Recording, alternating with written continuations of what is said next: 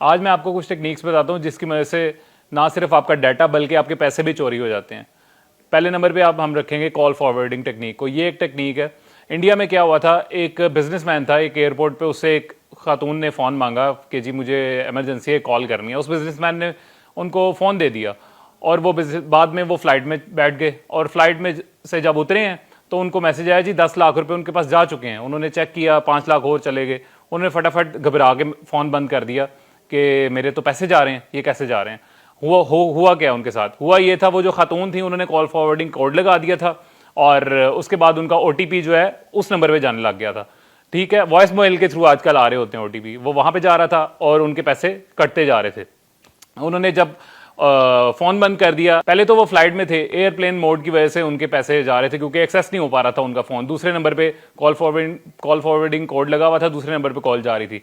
लेकिन जब वो उतरे उन्होंने अपनी सेक्रेटरी को फोन किया कि जी मेरे पैसे कट रहे हैं। उन्होंने सिम ब्लॉक करवाई। सिम ब्लॉक करवाई तो ऑटोमेटिकली उसको एक्सेस और खत्म हो गई, तो और पैसे जाने शुरू हो गए, 20-30 लाख और चले गए। ये एक टेक्निक है जिस कॉल फॉरवर्डिंग टेक्निक है। करना क्या था, उन्होंने सिर्फ एक कोड डायल करना था जिसके थ्रू ये स्कैम से वो बच सकते थे। सिर्फ कॉल फॉरवर्डिंग जो है वो अपनी उसको डीएक्टिवेट करना था। दूसरे नंबर पे है जी एसएमएस या कॉल स्पूफिंग। इसमें क्या होता है, एक सेटअप लगाया जाता है, कुछ सिस्टम रखे जाते हैं और उसके थ्रू ये जो है किसी भी नंबर से किसी भी इंसान को कॉल कर सकते हैं या मैसेज कर सकते हैं। और ना सिर्फ कॉल और मैसेज कर सकते हैं बल्कि आवाज भी उसी में बात करते हैं। ठीक है, वीडियो व्हाट्सएप पे कॉल भी कर लेते हैं, उसी की तस्वीर से आ रहा होता है, उसी की नंबर से आ रहा होता है, उसी की आवाज में आ रहा होता है। ये इसको कहते हैं एसएमएस स्पूफिंग या कॉल स्पूफिंग टेक्निक।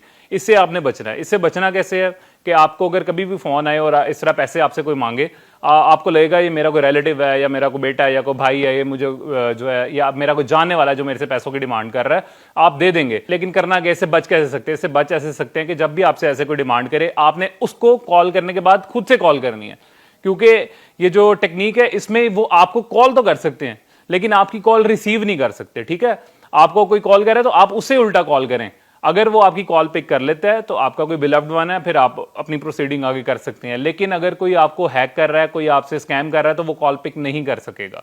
ठीक है, ये एक टेक्निक है। थर्ड नंबर पे है जी, ये बड़ी कॉमन टेक्निक है, ये लिंक स्कैन टेक्निक। इसमें क्या होता है, कुछ भी नहीं होता, इसमें सिर्फ आपको एक लिंक आया होता है, आपने उसको क्लिक किया, ये आपका व्हाट्सएप हैक हो सकता है, यहाँ से ही आपका ऑनलाइन बैंकिंग जो है वो यहाँ से वो हैक कर सकते हैं और आपके इवन जो है जितना पैसा है वो भी ट्रांसफर कर सकते हैं। तो ये लिंक स्कैन जो है ये किसी भी उसमें हो सकता है कि जी डिस्काउंट्स हैं, वाउचर्स हैं। अक्सर हम लोगों को मैसेजेस आते हैं कि जी ऑनलाइन डिस्काउंट यहाँ पे चल रहा है, इस वेबसाइट पे ऑनलाइन डिस्काउंट चल रहा है, ये लिंक है, इस स्टोर का ये डिस्काउंट है, ये लिंक है। ठीक है, आपने कभी भी अननोन लिंक्स को इस तरह से ट्रैक नहीं करना, अननोन लिंक्स को इस तरह से क्लिक नहीं करना।